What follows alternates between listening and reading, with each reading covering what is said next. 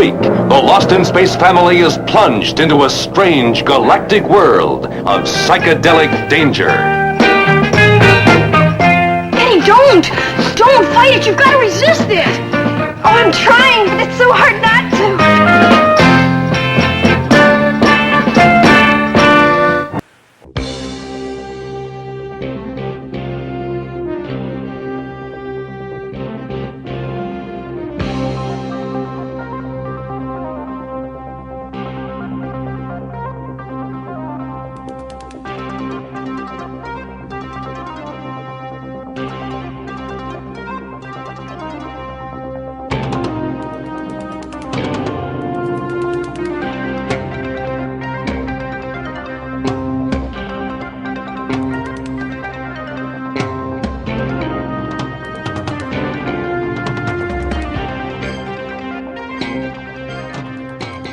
Danger, and welcome to Pod Stallions. I'm Brian, and with me as always is Jason.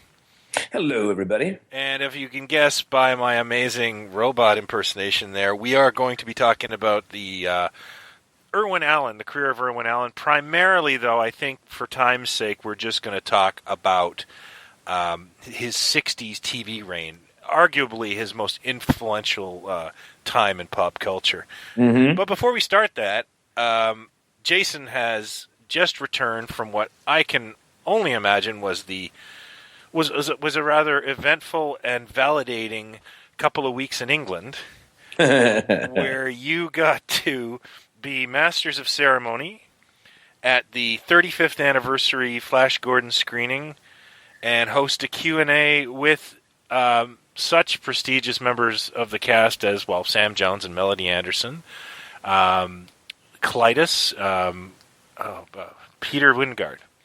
Yes. And I wanted to call him Jason King. And a lot of people do, yeah. Director Mike Hodges, who also directed the amazing Get Carter. Yes. And Brian Blessed. And the one and only Brian Blessed. Yeah, no, it was amazing. Maybe I could put some pictures up on the Pod Stallions thing or send you some shots, but it was great. I mean, we went over. We were already gonna have a trip over there and had a million other things to do and friends to see and food to eat and fun things to do, etc. And then the trip just happened to coincide with this event at BAFTA, and moderating the Q&A, introing the film, and moderating the Q&A at BAFTA, black tie-ish affair. And I was honored to be asked and to be there, and it was great. It was really something. It was nerve-wracking and crazy, but it was also just a whirlwind. Like it kicked off, and then before you know it, it was done, and it was a bit of a blur, in between. And I managed to get some very cool alone time with the people that you mentioned, and Peter Wingard, which was really something. And the Q&A was crazy. I think it's going to go up soon, or it's going to get out soon, maybe by end of this week. I hope there's lots of cool stuff in it. I don't know how many cameras got it or how it's going to look exactly, but I hope that a lot of the gold is in there that happened. And, as you do such a thing, I was trying to kind of get to know them a little bit better. I mean, I knew Sam and Melody from before, and so Brian and Mike Hodges and Howard Blake, the composer, Peter, those were new experiences. So I kind of wanted to spend some time with them before we got to the stage to kind of see what that vibe was going to be like, or what answers, kind of answers they would give, or the, how edited they'd be, etc. And then when, once you're out there, it's just kind of, I didn't have to do a whole lot, but try to steer it in different directions or get it back to a question or get specific. And each one was a very different sort of response. And then, of course, when you get to someone like Brian Blessed, you don't have to do much because he's just a force of nature. And it was really something. It was a very surreal experience and moment, and very much a time travel thing of just being 10 years old. And this is, I mean, we are speaking in the week that is the 35th anniversary of the film being released in the U.S. I think it was December 5th of 1980. So we're right in the pocket there of the first week that this movie came out in the U.S. And there's so much to tell. There's so many little tidbits, and we'll have to devote more time to it because there's a lot of little tidbits that I gleaned from each of them that may not have even, I don't remember if they got to the Q&A, but sort of definitive answers as to what happened to this thing, what happened with Sam and Dino De Laurentiis, why weren't there more films, how did Peter Wingard first fall into this? How did it come into Mike Hodges' orbit? And just how many women Brian Blessed tried to goose during the filming, or said claims that Timothy Dalton wanted to get with. All those kinds of things. It really was something. And for me, for being a fan for all these years and always uncovering new bits of information about it, it was very cool to get some definitive kind of answers on some of this stuff after all this time. So without getting into... I've got a reverb there. Without getting into too much, why don't you give me your one favorite thing so we can at least have that as a taste? Well, I'll tell you what. I'll give one tiny tidbit and then one probably favorite. One tiny tidbit was that as we're walking in, and I'm walking in with Sam and Melody and Sam's lovely wife, they went right into the reception area and everyone just started mobbing them. But there's, Sam's wife, she starts talking to me and just very matter-of-factly mentions that it was Sam's idea to reach out to me in the first place, that the producers of the event maybe had a name or two in mind, and Sam said, no, you got to get Jason. Jason's the guy that knows more about this than anyone. And that was a very cool thing. And I kind of, it was so matter of fact that I went, sorry, say that again. What? And she's like, oh, you didn't know that? I said, no, this is new to me. So that was very cool. And then the other thing would be getting to actually sit and talk to Peter Wingard for 10 or 15 minutes. And the first thing he said to me when he saw me, I had a nice suit on, and the first thing he said was how much he liked my suit and that he wanted to wear something similar. But, he kind of pointed to himself and said, I wore this. I was going to wear a nice dinner jacket, but I wore this. Do you think it's okay? And this is a guy who's 88, 89 years old, and he was wearing a pinstripe suit with a polka dot shirt and a polka dot scarf and a black fedora and black Chelsea boots. And he's asking me if it's okay. And I said, Peter, once again, you have outdressed the entire room. You're just fine. And so I talked to him about, the cologne that he advertised, tobacco in the early 70s. He designed his own clothing as Jason King on Department S and the spin-off series, and whether that ever was going to be something available to the mass market. And just that was a really cool moment to sit with him and have that moment, because I think he's a legend and went through a horrible, horrible time in his life, professionally and personally, and he's still kicking, and still and very sharp, by the way. Outside of a little bit of a hearing issue on stage, he knew exactly what I was talking about. He was very sharp with the information that he had. So that was really something. Very, very cool. Yeah. There's so much more to tell, but we'll have to dig in soon, because I know we're both pressed for time, and we want. Yeah. We didn't choose a simple subject. So I want to hear a lot more about this in the new year. Okay, we will, promise. And maybe we'll just do a little special. That'd be nice, yeah, especially because now, once we get to that, I will have seen what this Q&A kind of looks like, and there could be a lot of gold that's not in this thing that I really want to share, and this would be the place to share it. I know I paid for that download, so I'm excited about it, and I've got people at work who want to see it. Oh, good. Yeah. Good. Well, hopefully you'll see me in it too. Terrific. Yeah, I would feel ripped off if I didn't. Well, thank you. All right, so why don't we get to our main topic, and that's Irwin Allen. Now, I wasn't, and you weren't, old enough to experience any of these shows firsthand, but they certainly dominated syndication in my market. I'm sure they did as for you as well. Oh, yeah. And I know Irwin Allen had a career in film, but we don't have the time to touch on that. So let's just go right ahead and talk about what I think is basically his four biggies in television, which is Voyage to the Bottom of the Sea, mm-hmm. Lost in Space, mm-hmm. The Time Tunnel, Yes. and Land of the Giants. Yes. So the first one would be Voyage to the Bottom of the Sea, because that started out as a film in 1961. Right. Now, this was that film was that a theatrical film that he produced, or was it one of those Man from U.N.C.L.E. kind of situations where they took a couple episodes, made it into a film, and released it, or was it specifically for the movie market? It was specifically for the movie market. It was 1961. Okay. And not only did Allen produce it, he directed it.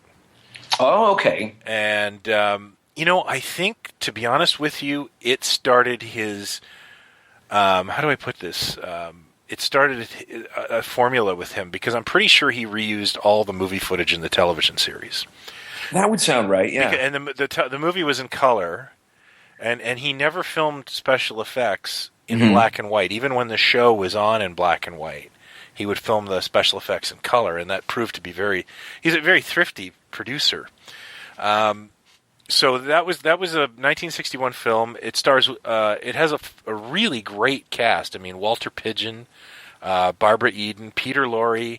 Barbara Eden. I forgot she was. Michael Ansara, who I think was married to Barbara Eden. And Michael Ansara was the voice of Mr. Freeze in the Batman animated series. Yeah, but he was also Kane on Buck Rogers. And he was, but wasn't he the second Kane?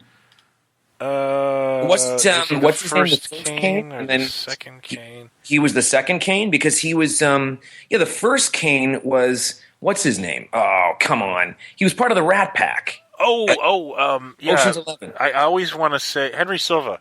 Henry Silva. Yeah, I always think Kane, of. And Sarah was the second Kane? I can't. Or am I wrong? remember. And then Sarah was also a Klingon on the original Star Trek. Kang, yeah. Day of the Dove, right? Wasn't it? Yeah. Every time I think of Henry Silva, I think of his. You ever seen Amazon Women on the Moon?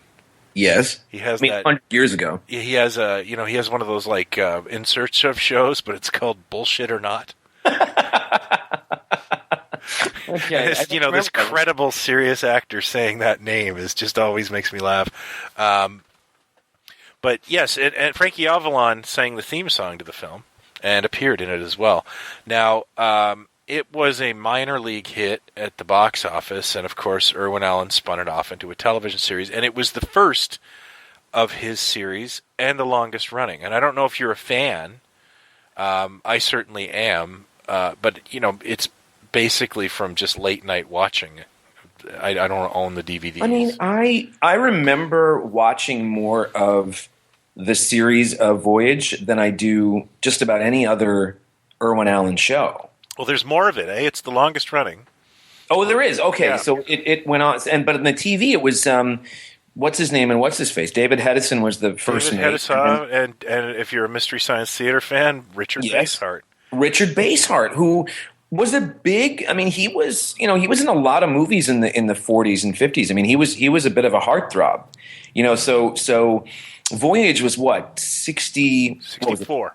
64, and that was black and white, and then it went to color? Is that right? The first season is tonally way different than the rest of the seasons, in that it has a spy vibe more than anything. Okay. And it's not as out there and as outlandish than the later seasons. I find a lot of the Irwin Allen shows had tonal changes, maybe the first two, Lost in Space and Voyage to the Bottom of the Sea. When Voyage went to color, a lot more science fiction got added to the show. Okay. The first season is really about spies for the most part. Mm-hmm. Or earthquakes, or some of these, but it wasn't quite as fantastical in its first season. And was it kind of ripped off of, was it a riff on 20,000 Leagues Under the Sea kind of? Or was it just another thing that took place underwater, but it wasn't? Were they trying to, like, that thing came out, early 50s, mid 50s for Disney? And then this thing was early 60s. Was it kind of riffing off of like a re-release of that or something? Well, I guess so. I mean, it isn't subtle that Richard Basehart's character is Admiral Nelson. Yes, he's not Captain Nemo. Hello, Yeah, that's my but submarine. I think it's I think it's definitely inspired slightly by it, but it is also just a great. Irwin Allen really loved hardware on programs, and it is an amazing hardware kind of show. But like I said, it also took place in the future. I didn't know that. I was just reading that. It was 1970s. Yeah. Okay. Okay, that's right. Okay, I remember, and it did. I mean, it wasn't just in the submarine. We did get on land once in a while, didn't we? Yeah, I mean, I remember them getting on land and seeing things like stock footage dinosaurs and stock footage from other Irwin Allen films. Like Irwin Allen had made some stuff in the 50s. There's the memorable ones for me are the one where they all turn into werewolves. Do you remember that one? What? No. They get What? They kind of get a bit silly, and they get How attacked. did that happen? You can't all turn into werewolves at the same time. What is it? An epidemic on All this? got werewolfed, What? and That's impossible. I can't make this. Well, I can make this up, but I'm not. You can't. Do you remember the one where Vincent Price? He only was in one. Hello. Turns them all into puppets. So they basically get taken over by ventriloquist dummies versions of themselves. Wait, this is a lot sillier than I remember. I don't remember any of that. Well, The it werewolf got thing sillier. and the dummy thing. I don't remember this. Yeah. Jeez. Yeah. Wow. I thought. Wow. And then he really went silly with the rest of those series. The shows got even sillier than that. I mean, we haven't even got to the giant parrot monster on Lost in Space. Oh God, Lost in Space. You had things like disembodied brains. I think I'm just reading here that the Werewolf Story had a sequel. What? The Nazis still trying to find World War II. I mean, 4 seasons in a submarine. You got to come up with some plots. Yeah, or you're going to start having a lot of love affairs on that sub. Evil leprechaun, mummies, flame men, lobster men. I mentioned them. Shadow men. All based in fact. All based in fact. So all factual, real, true stories that they've adapted for. I really think this show had run out of, aliens, and like 4 years with this, probably it was kind of tired by the end of it. They also were, they would reuse props and costumes, and you see this all through Irwin Allen, and actors. The same actors would appear in all 3 of the shows, or all 4 of the shows. Mm-hmm. So, there was... I guess we weren't supposed to be that smart at the time. Wow, but Hedison, it was... Did they stay for the duration? Did Dicehart and Hedison stay? Baseheart. I'm sorry, Baseheart and... Who the hell's Dicehart? Is that somebody? Richard Dicehart? Is that an actor too? That sounds familiar. But... Or is he a character in like a Marvel comic?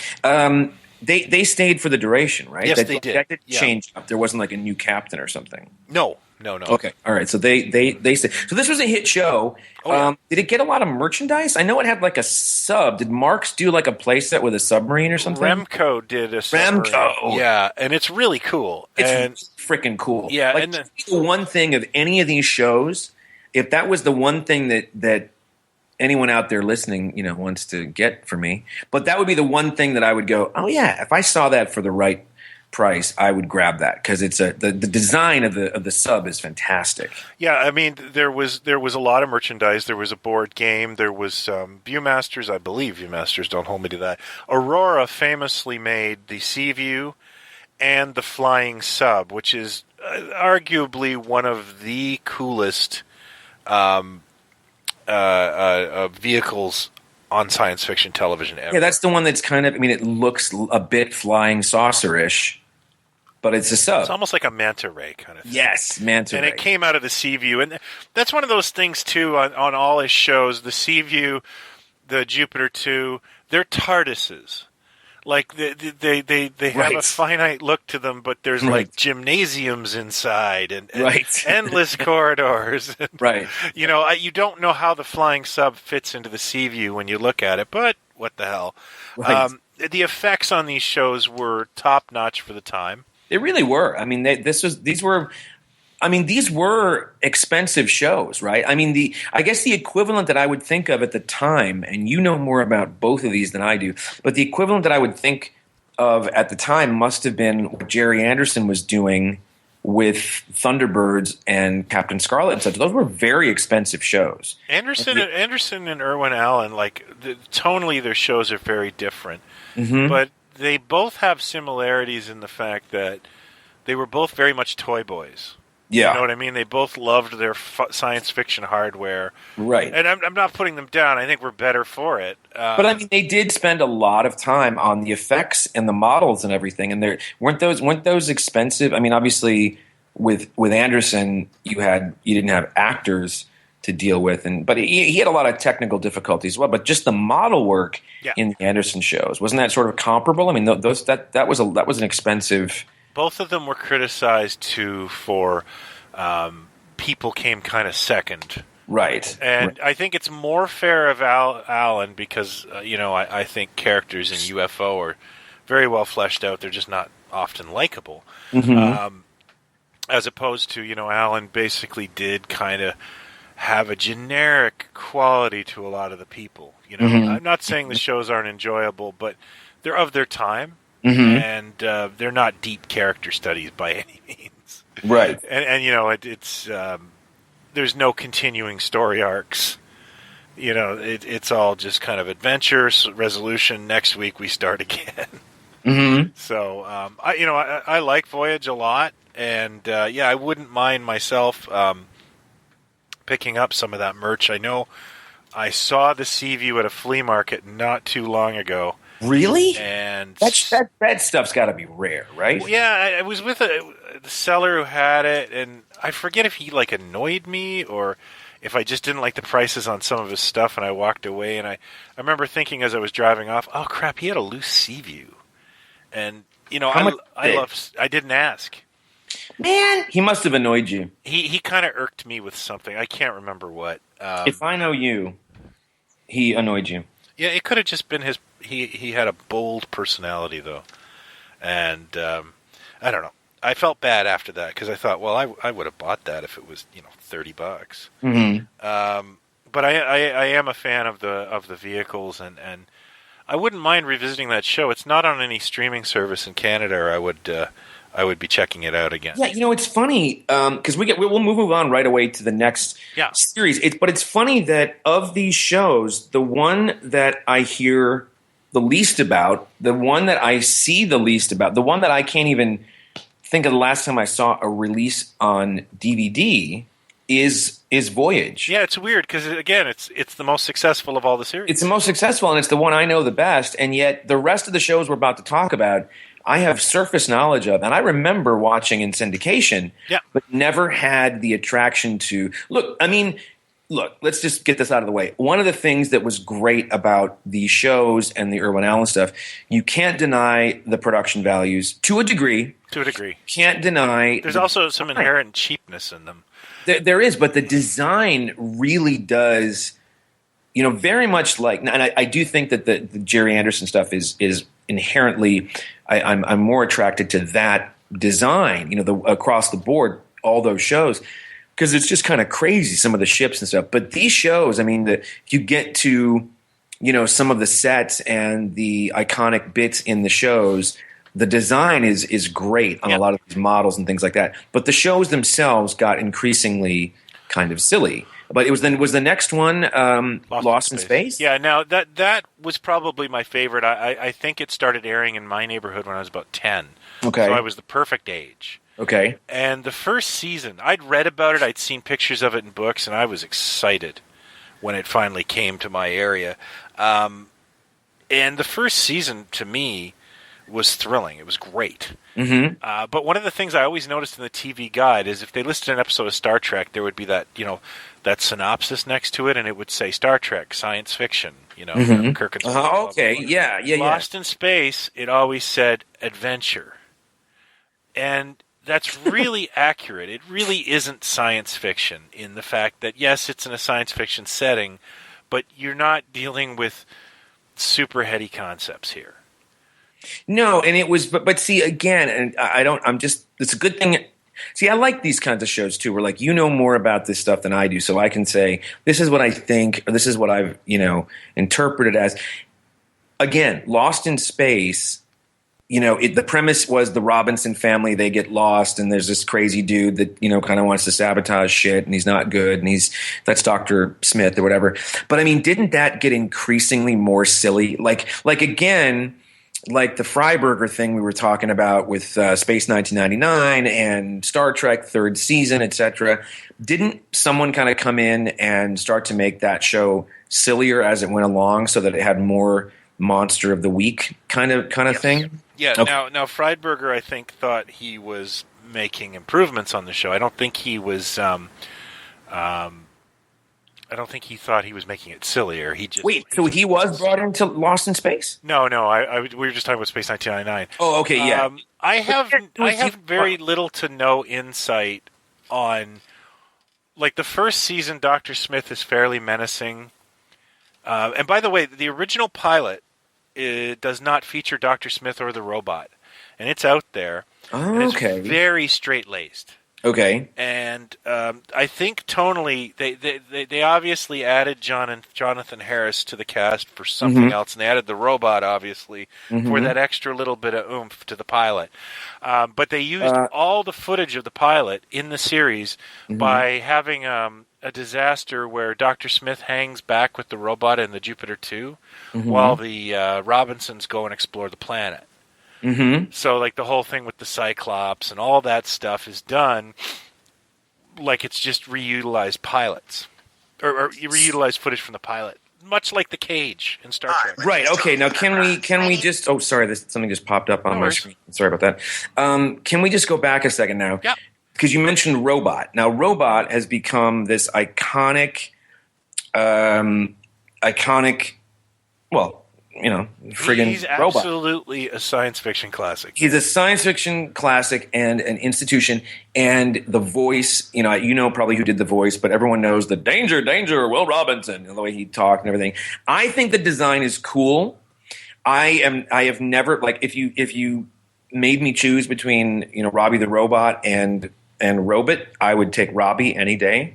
But that is one of the things that I think people cling to, and that has sort of been a through line and survived more than anything, even to people that aren't huge fans of the show, is Robot and his design. If anything, the show had an impact on pop culture with the Dr. Smith, Will, and Robot, and that's really where the show went. And I can remember that as a kid, coming home, turning on Lost in Space, and it was in color, and going, "Oh, good, they went to color," because it was all new to me, right?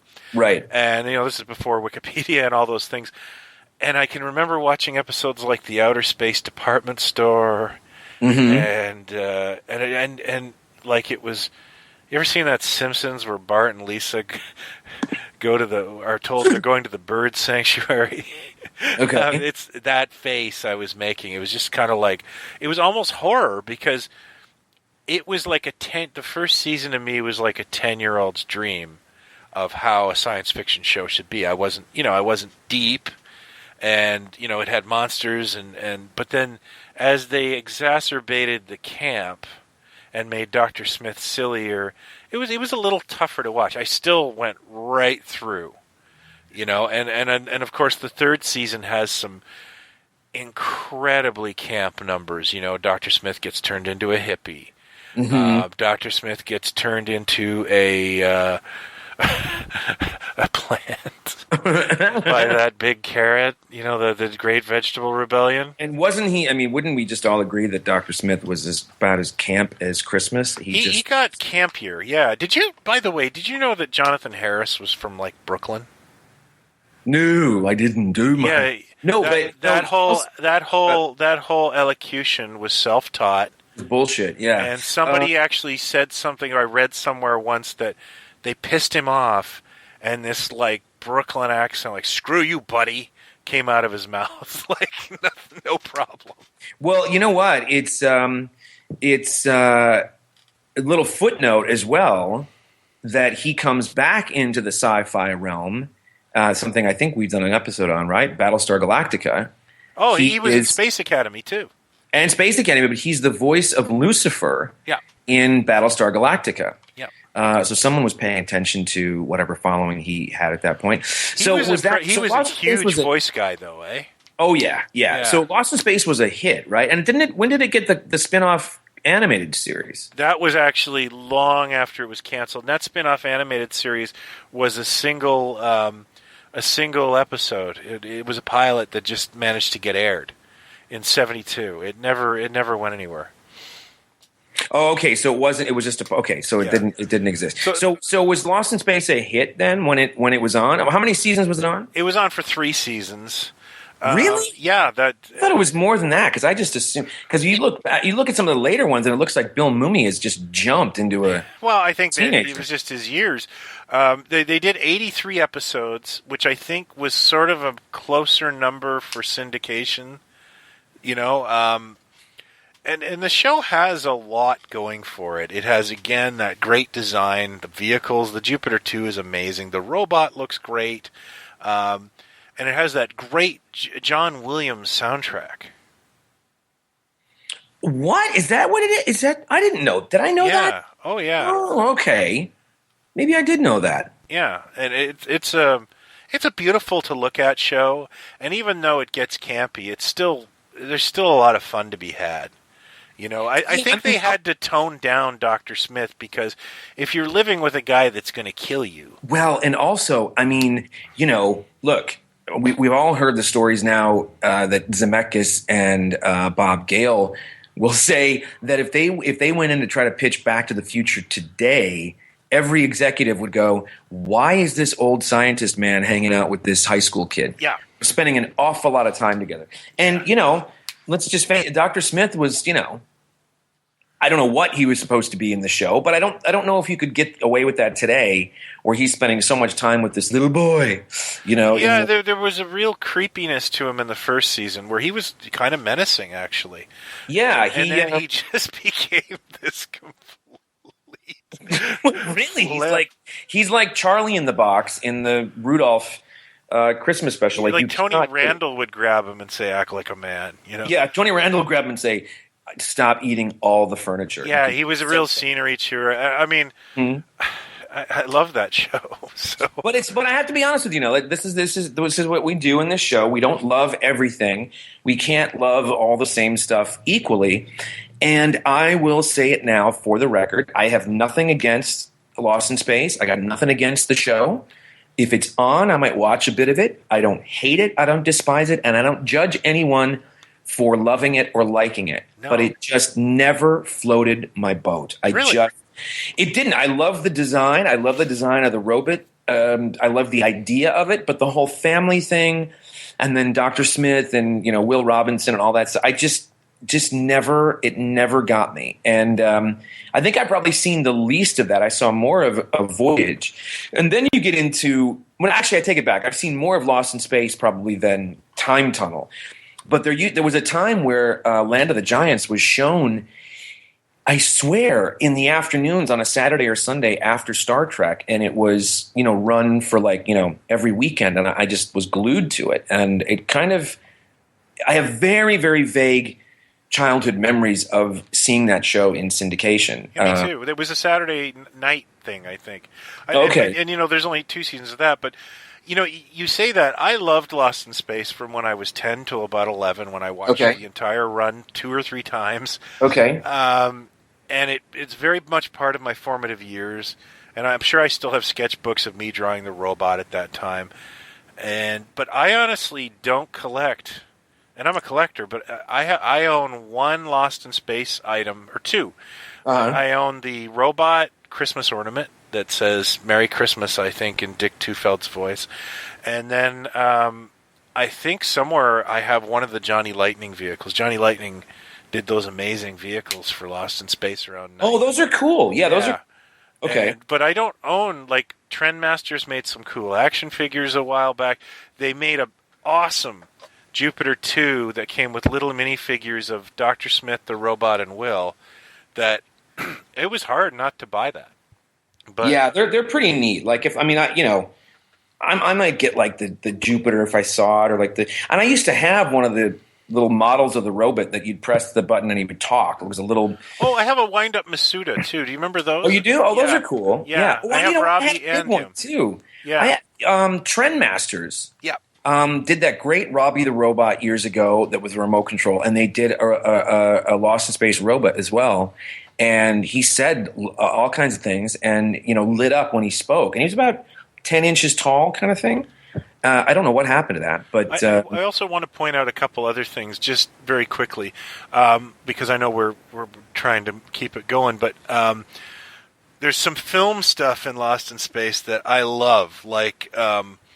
Many of the episodes were directed by Nathan Duran, who directed films like good films like Jack the Giant Killer and The Seventh Voyage of Sinbad. Okay. But he also directed Attack of the 50-Foot Woman and The Brain from Planet Eros. Based on a true story. And, he directed episodes of almost every Irwin Allen show, including Lost in Space. And what I really like is that he would also use people from movies like Torrin Thatcher. Okay. Who was the bad guy in Jack the Giant Killer. Also, this is a real personal thing, but Irwin Allen Productions often utilized an actor by the name of Vincent Beck. Vincent Beck? Yeah, and he's a very tall, mustachioed man who just looks like he's meant to tie women to train tracks and put a top hat on. I love Vincent Beck. He's in some great episodes of. I think he's in an episode of Lost in Space called Hunter's Moon, which is one of my favorites. It's basically most dangerous game in space. He's on several Monkeys episodes and the Time Tunnel, but he's most famous to me because he's the bad guy in Santa Claus Conquers the Martians. Oh my gosh! Yeah, that's a weird. Okay, yeah, and I just these are just people that what happened was I was on Hulu and I put a Lost in Space on, and I put on Hunter's Moon because I remembered it, and I was like, oh my god, he was the bad guy. Wow. And, okay. Yeah, and he was a big guy, and that he got a lot of those kind of heavy parts. But those are just kind of some of the things that I love about Irwin Allen Productions at the time is who was behind the camera, who was writing, who was because there's a lot of history there. Yeah, no, absolutely. So Lost in Space is going, and it's a bit of a hit, and then comes Time Tunnel, and then Land of the Giants, or they're simultaneous. Boy, I have to check. But while you're checking, then okay. So merchandise wise, Time Tunnel. Voyage gets merchandise. Yep. Lost in Space is getting merchandise at the time, right? Yeah. Oh yeah. Oh, Remco. Remco went to town with it. Okay, yeah. what is the Remco gun that they used for Lost in Space? They re-released it again for Land of the Giants. Right? Am I wrong? Wasn't this a Remco thing that was recycled like 3 or 4 times? Remco were the kings of this is the toy, and we put it in a Land of the Giants box. Right. And now we put it in a Star Trek box. And now we put it in a Lost in Space box.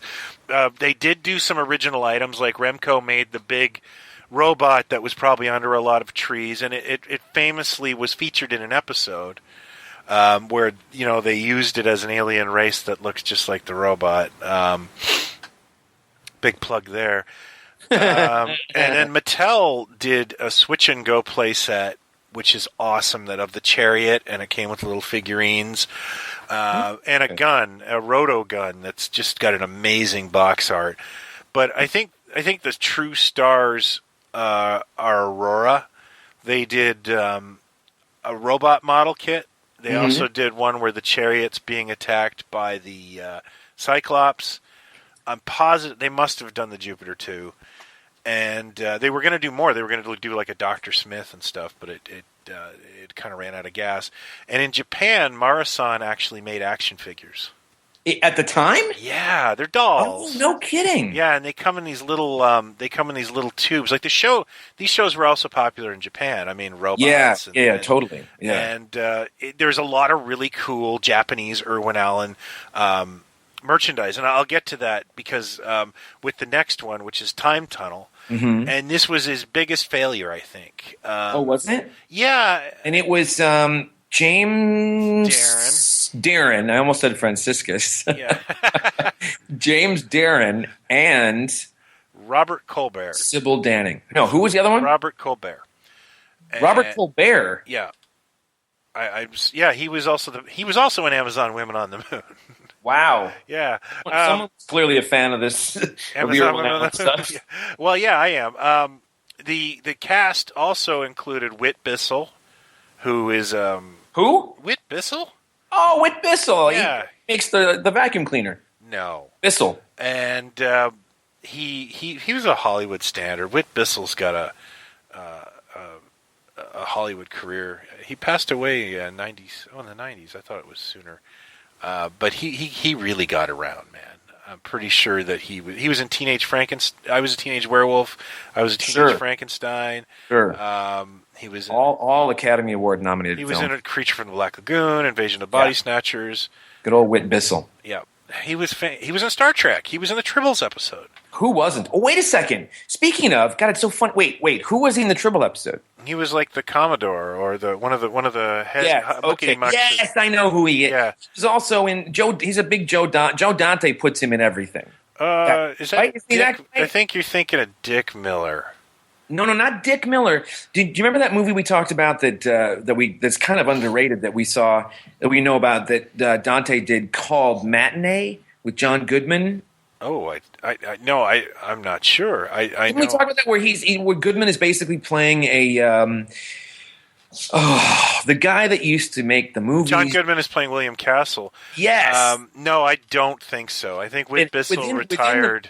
There's a movie within the movie called Mant. Yeah. And it's like a man that combines with an ant. Yeah, and he's like the scientist that is trying to help the guy that's turning into an ant. I think that's the guy you're talking about. Maybe I'm wrong. But back to that episode of Tribbles. It's funny you say that because my little kid mind from back then always associated the fat dude – I'm sorry, probably not politically correct to say fat. Let's say the man who had a couple extra pounds in the Tribbles episode that was selling the Tribbles – I always thought he was the heavyset guy in Land of the Giants. No, but he was the talking carrot on Lost in Space. See? Okay, so maybe I'm getting my wires crossed. His name was Stanley Adams. I thought he was the chubby guy in It was Willoughby was the character's name on Land of the Giants. Okay. Yeah, no, I think we'll get to Land of the Giants, but I think that Land of the Giants could have used a Willoughby or used Stanley Adams because I find the people a little dull on that show. So Time Tunnel was obviously about a submarine, and Land of the Giants was about a husband and wife getting married. They each have 3 kids. Yeah. No.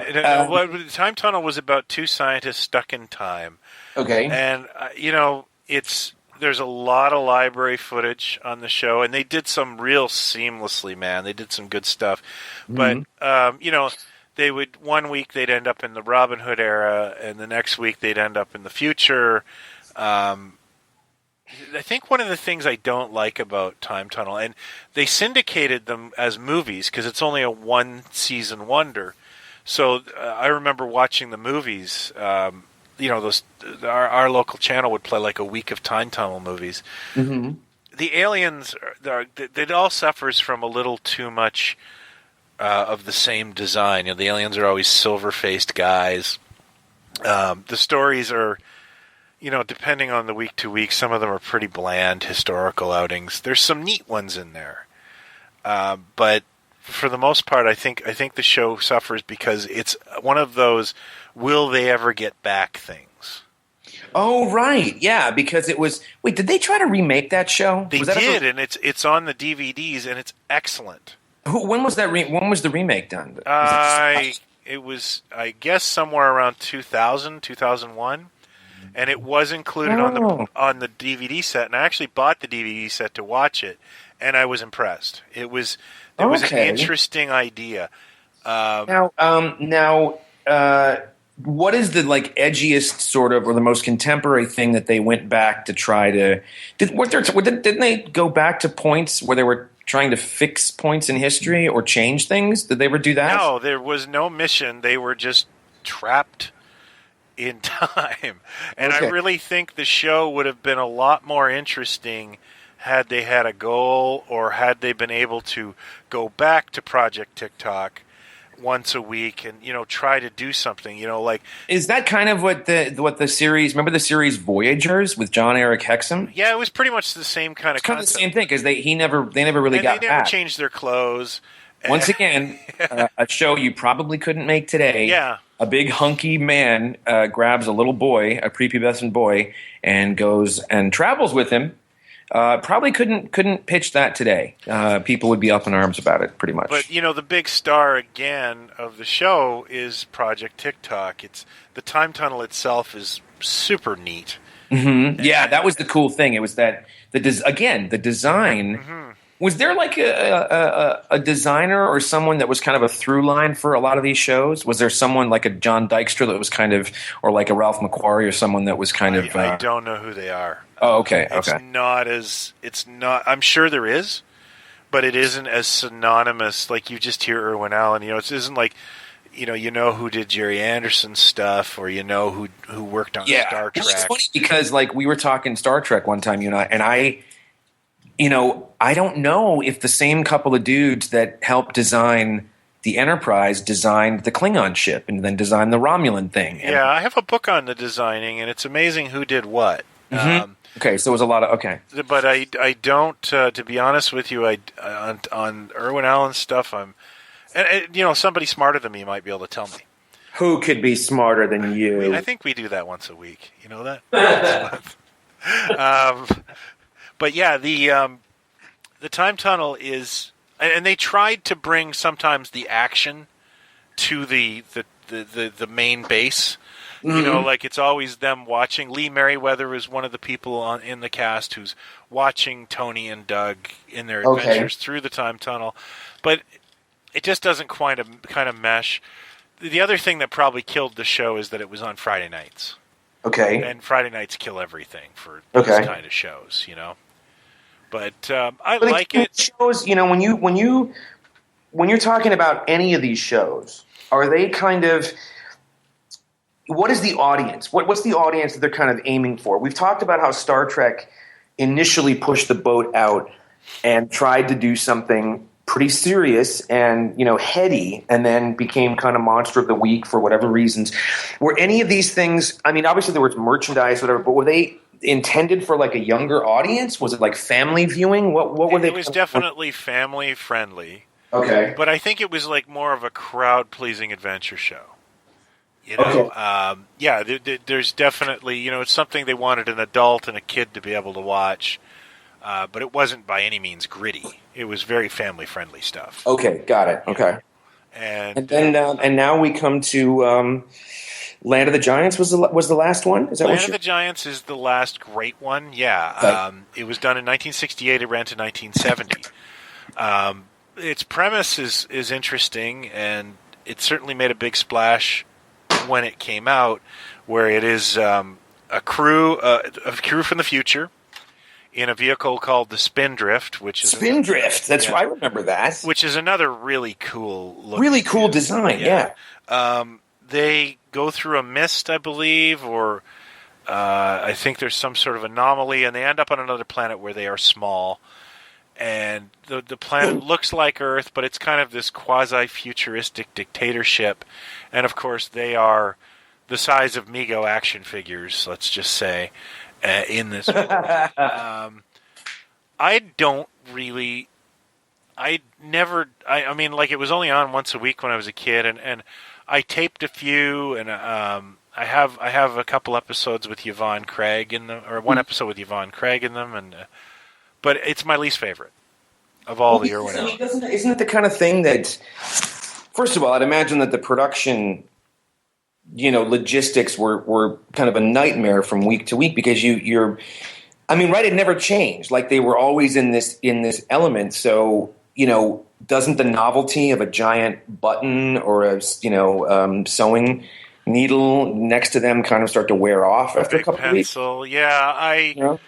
I think they started to get kind of way out with their scripts again. Mm-hmm. Because in order to have a nemesis every week, they've got to be a huge special effect.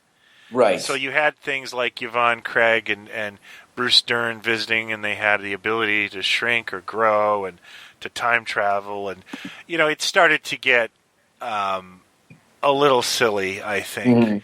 Mm-hmm. They tried to create another, and that the other thing is the cast. People always say on the Mega Museum, like, oh, all these toy companies, Biff Bang Pow, MC, they're missing a gold mine with Land of the Giants, which I don't understand. Because it's just a bunch of people in clothes, and I can't name any of them.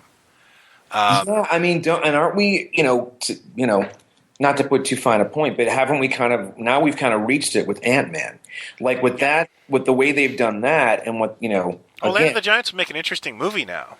It could, but I mean, it's just going to look like, to the next generation, like it's ripping off of Ant-Man, basically. Yeah.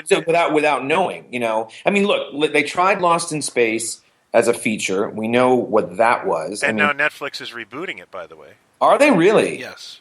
See, that's the thing. There is. I've never quite understood this. And again, it's not a judgment thing. I just say this as an observation. There seems to be a loyal following for Lost in Space. Very passionate. That will get the DVDs when they get re-released, that want all the merchandise, etc. And there are things that I can think of. Well, I mean, not to toot my own horn too much, but Twilight Zone would be one of them. That is a perennial for 50 years that until, we kind of came along and I decided to do some things for Twilight Zone, which is now morphed. The more people seem to want, the more I'm going to make because I want this stuff too. But it always shocked me that something like that the whole universe loved and knew, never got its due.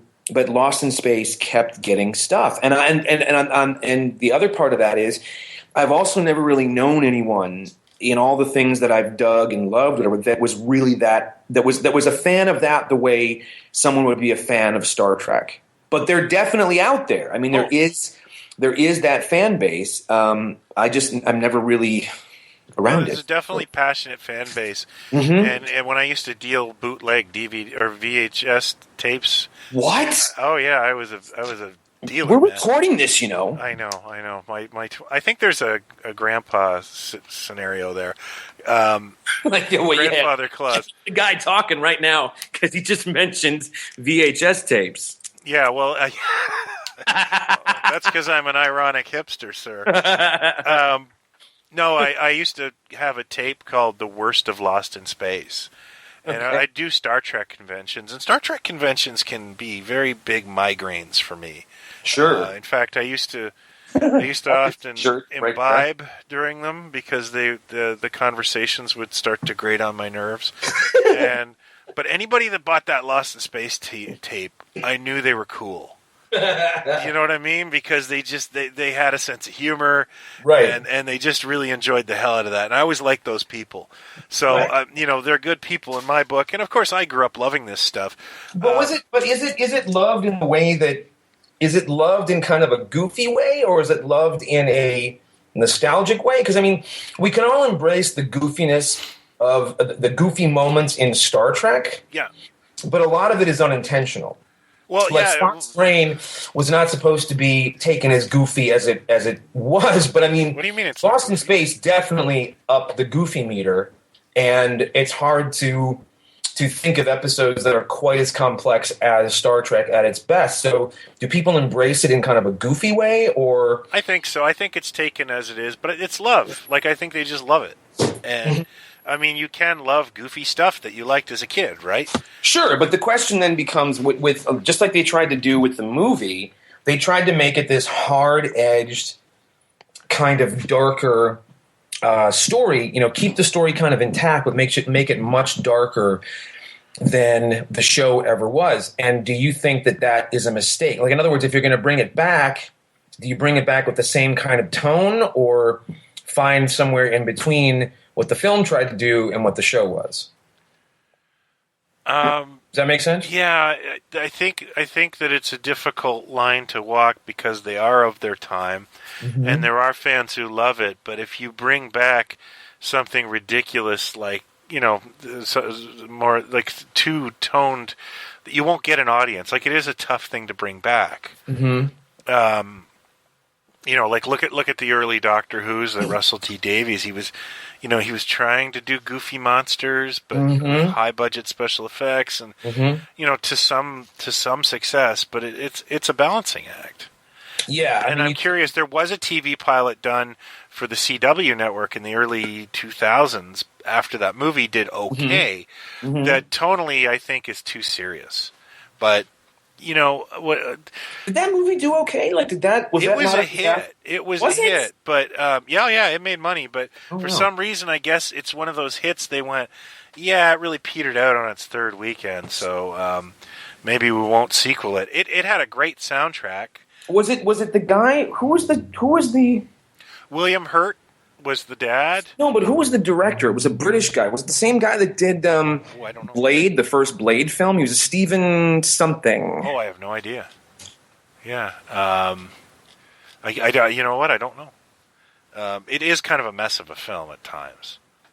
Yeah, but let's get now that we're okay. So now we get to the TV series. We're done with that.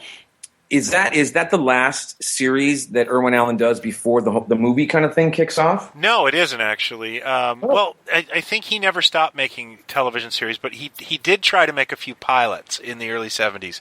But I read a great anecdote about him. Was Bill Mumy once said he was very good at writing pilots that sold, but he would not spend money once the show was on the air.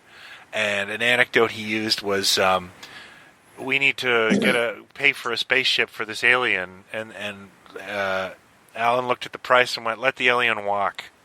So he was cheap as chips. He created a version of the Swiss Family Robinson that aired from 75 to 76. And in 1981 to 82, he created a show starring Flash Gordon and Sam Jones called Code Red. Oh, that was Irwin Allen? Irwin Allen. I watched every episode of Code Red. But in between there is when he hit the motion picture world, right? Yeah, but he tried a couple of pilots that are stunning. One is good, and the other one is just terrible. One is called City Beneath the Sea, where he recycles all the props and models from Voyage and Lost in Space. Okay. And it's a 2-hour pilot, and it's actually pretty credible and pretty good. I mean, it looks a little clunky, but if you can find the man from the 25th century, it is like he had a yard sale. Okay. I think it's from 1970. It stars James Darren. He's even recycling the stars. Okay. And it's about a guy who's brought to Earth to conquer it, but then he turns on his alien masters, and he flies there in the Jupiter 2. Again, based on a true story. And then I think the flying sub's in there somehow. I'm positive that they used the time tunnel sets. Like, they just recycled every scrap from every production he did. And speaking of recycled, and several of the shows we've mentioned earlier, who did William Shatner co-star with on T.J. Hooker? Oh, Adrian Zmed. Besides Adrian Zmed? I only have eyes for Adrian Zmed. Is it James Darren? James Darren! Yeah, okay. He was the other handsome chap that did some of the running. You know what? I watched lots of T.J. Hooker. I can't tell you a single thing. Well, he was a cop, yeah. and no one was called a good cop. I'll tell you what, and no one called him TJ. Not a single soul called him TJ. Everyone called him Hooker. Everyone. Women, his parents, his boss, everyone called him Hooker. He didn't have a first name, apparently, only in the credits. But anyway, can you hear me still? I can. Okay, so what we should do is we should maybe leave this at television, because I think what we should do, and this is maybe an organic thing because of our schedule as well. Yeah.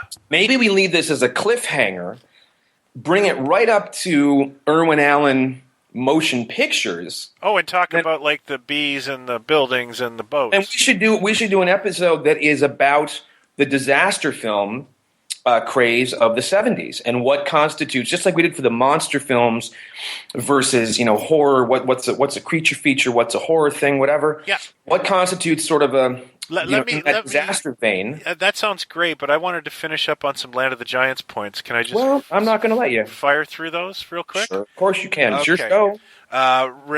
It's our show. Aurora did 2 model kits for the show. One of them is the Spindrift, the cool spaceship from that series, and I really do like the hardware on that show. Oh yeah, they did an awesome cat attacking the Spindrift crew. Oh yeah, model kit that's fantastic. Oh yeah, it's a famous like. Isn't that piece of art like famous on the box cover? It's really beautiful. Like a coloring book. I mean, I know that image. It was either a puzzle or a coloring book or something, right? Yeah, it's a great image. Yeah. And then, of course, there were all kinds of cool things. In Japan, there was a model kit of the Time Tunnel set, which is brilliant, and I'd love to own it. For the time or after the fact? In the 60s. No kidding. Yeah, it used to go for a big buck. Remco did a model kit of the Spindrift you built with toothpicks, and of course they put all kinds of different, the Spindrift on like the Land of the Giants logo on a bunch of stuff that probably didn't sell. Mm-hmm. Now there's 2 things bits of trivia. Deanna Lund ended up marrying Larry King from Land of the Giants. Larry King, because he was trying to be everybody's stepdad there for a while, and wait, Larry King, the talk show host? Yeah, he married Deanna Lund in the 90s. It didn't last. Surprise, surprise. Yeah.